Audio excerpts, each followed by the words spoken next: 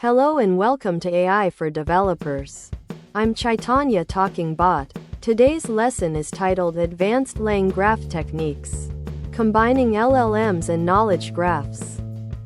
Imagine LLMs as incredibly smart parrots. They can repeat and rearrange words beautifully, but they don't really understand the meaning.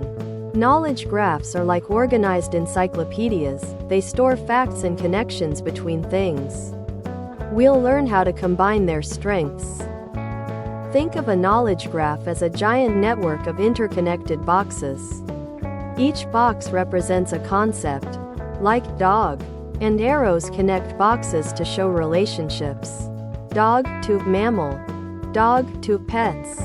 Developers can use code to build and query these graphs efficiently. LLMs are like super-powered parrots trained on massive amounts of text. They can generate text, translate languages, and answer questions, but they sometimes hallucinate, make things up because they lack real-world understanding. The magic happens when we combine LLMs and knowledge graphs.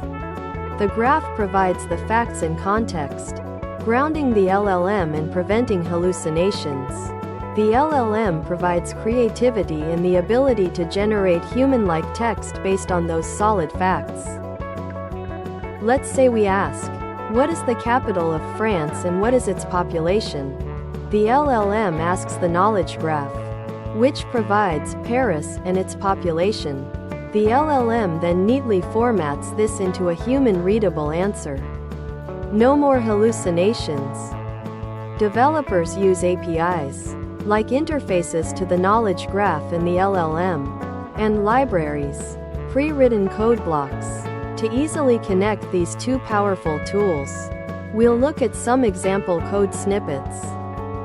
Beyond simple question answering, we can use LangGraph techniques for complex reasoning.